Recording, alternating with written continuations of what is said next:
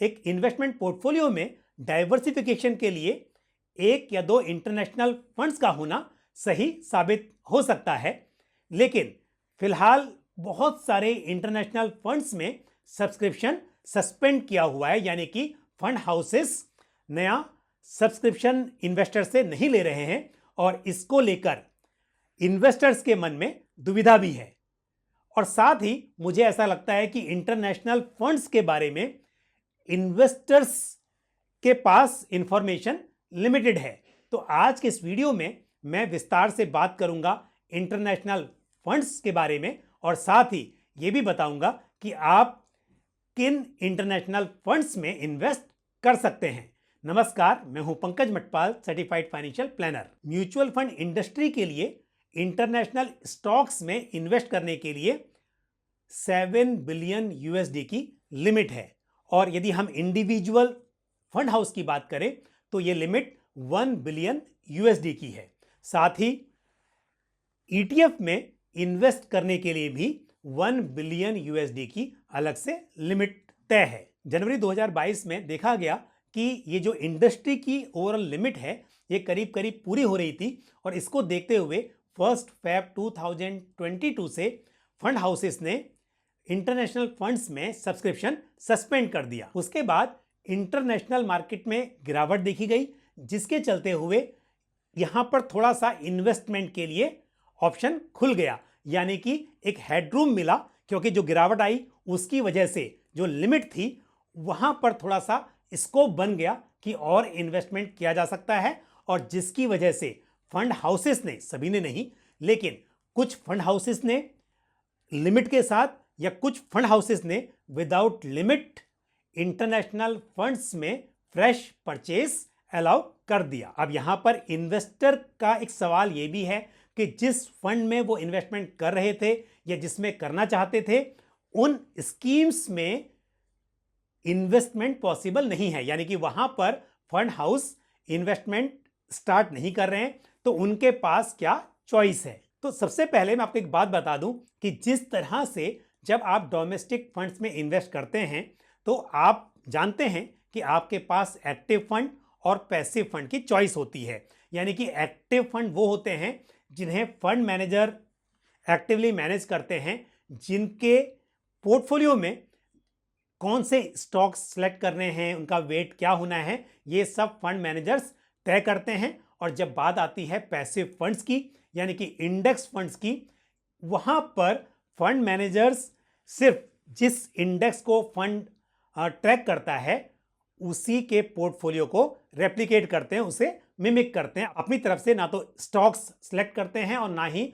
उनका पोर्टफोलियो में वेट तय करते हैं। इसी तरह से इंटरनेशनल फंड्स में भी कुछ लिमिटेड एक्टिव फंड्स हैं और बाकी मैक्सिमम पैसिव फंड्स हैं जो कि एक रेस्पेक्टिव इंडेक्स की परफॉर्मेंस को ट्रैक करते हैं। तो ऐसे में यदि आप किसी एक फंड हाउस के नैस्डैक 100 फंड में इन्वेस्ट कर रहे थे और वहां पर सब्सक्रिप्शन सस्पेंडेड है, तो इस केस में आप दूसरे फंड हाउस के नैस्डैक 100 फंड में इन्वेस्ट कर सकते हैं और यहां पर आपके रिटर्न्स ऑलमोस्ट सिमिलर रहेंगे, क्योंकि अल्टीमेटली एक इंडेक्स फंड एक इंडेक्स की परफॉर्मेंस को ट्रैक करता है, तो रिटर्न्स जो होते हैं वो ऑलमोस्ट सेम होते हैं। लेकिन ये तो बात थी एक उदाहरण कि आप जिस तरह के फंड में इन्वेस्ट करना चाहते हैं और जिस फंड हाउस में करना चाहते थे, यदि वहां पर पॉसिबल नहीं है तो आप किसी दूसरे फंड हाउस के सिमिलर फंड में इन्वेस्ट कर सकते हैं। लेकिन उससे पहले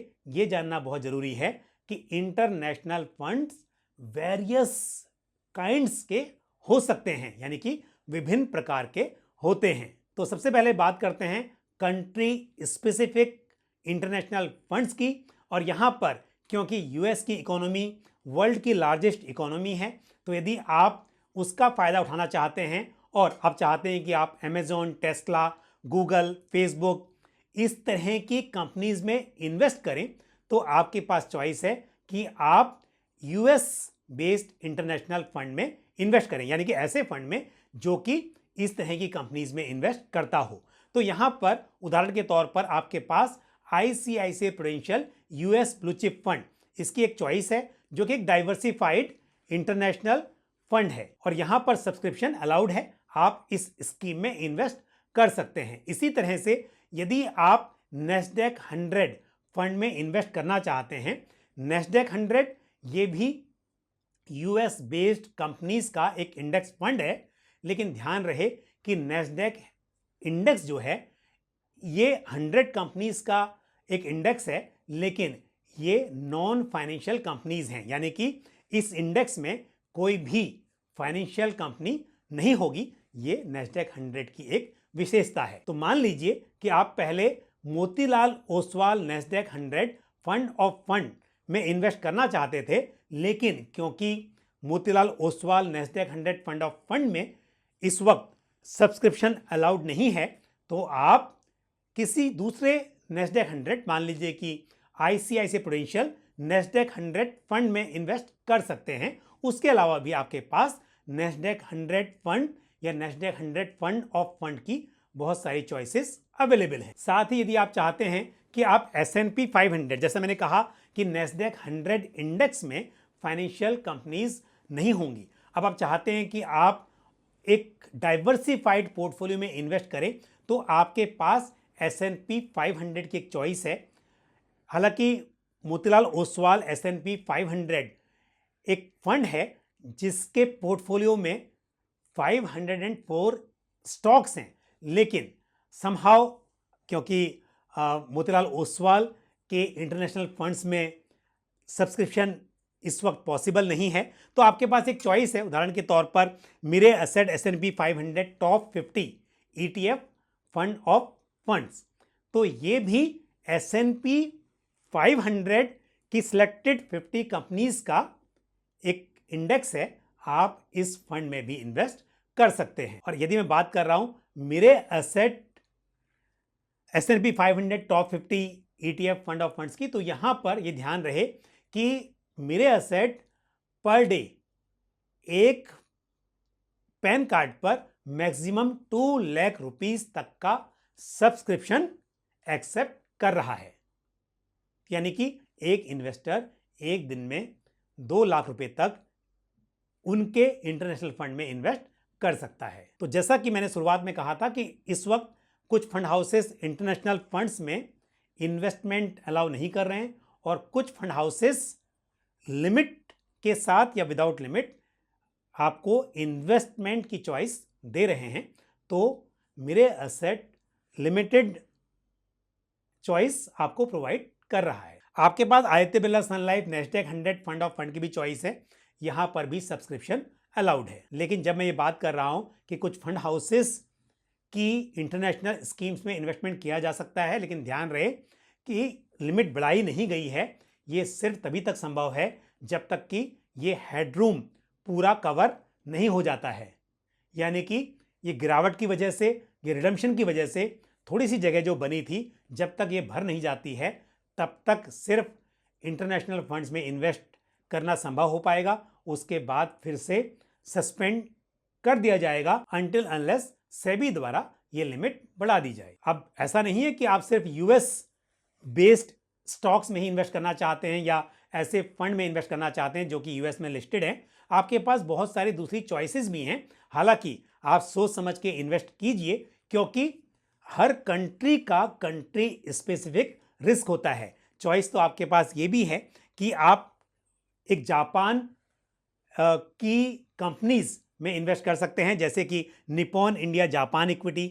आप ताइवान में इन्वेस्ट करना चाहें तो निप्पॉन इंडिया ताइवान इक्विटी की आपके पास चॉइस है।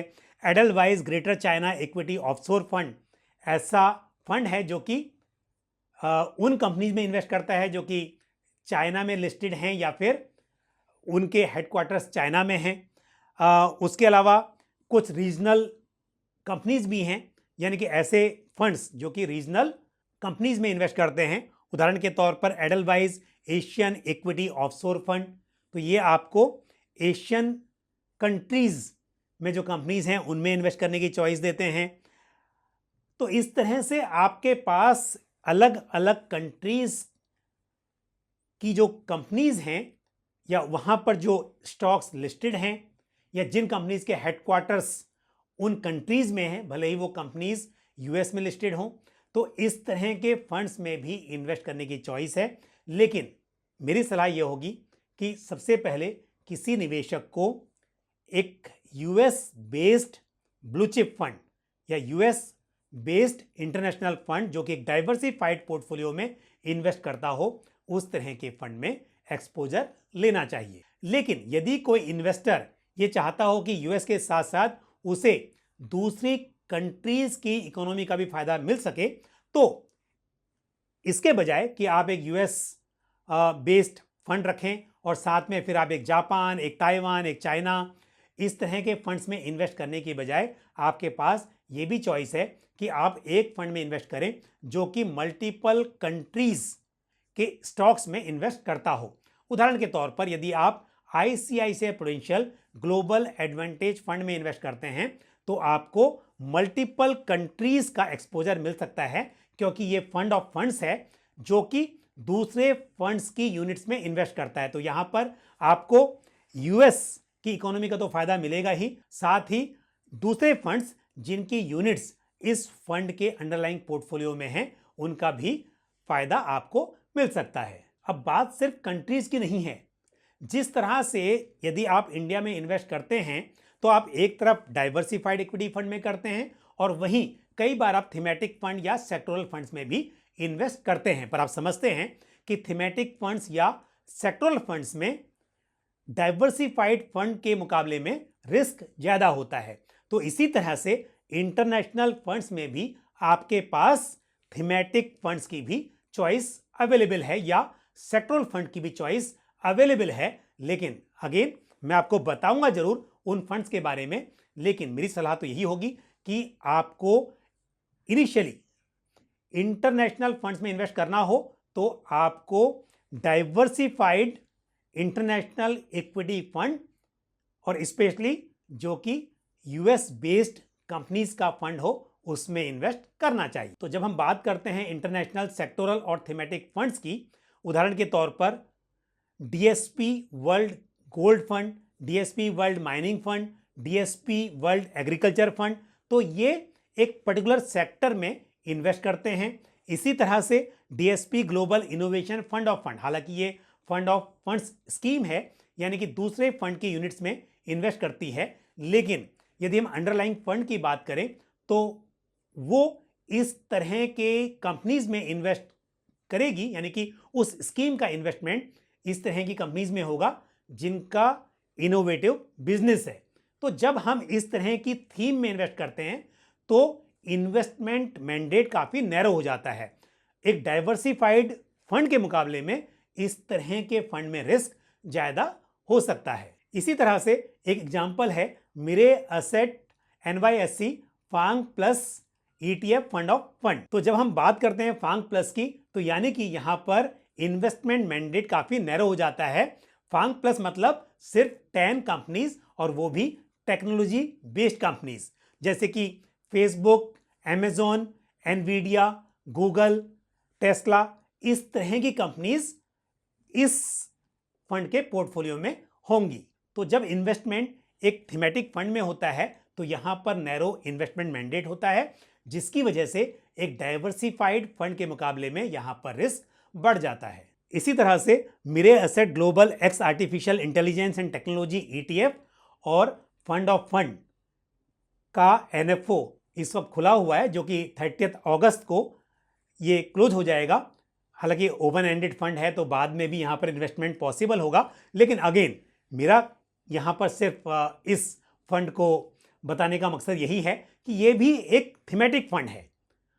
तो आपको यदि इंटरनेशनल फंड में इन्वेस्ट करना हो तो सबसे पहले आपको डाइवर्सिफाइड इंटरनेशनल इक्विटी फंड में करना चाहिए, और वहां पर भी जैसे मैंने कहा कि पहले आपको S&P 500 या यूएस ब्लू चिप फंड या नेस्डेक 100 फंड, इस तरह के फंड्स में करना चाहिए। और यदि आप मल्टीपल कंट्रीज की इकोनॉमी का बेनिफिट उठाना चाहते हैं तो जैसा मैंने आपको एग्जांपल दिया, ICICI prudential global advantage fund आपके लिए एक चॉइस हो सकती है। और यहां पर जिन फंड्स का मैंने जिक्र किया उन सभी फंड्स में सब्सक्रिप्शन ओपन है।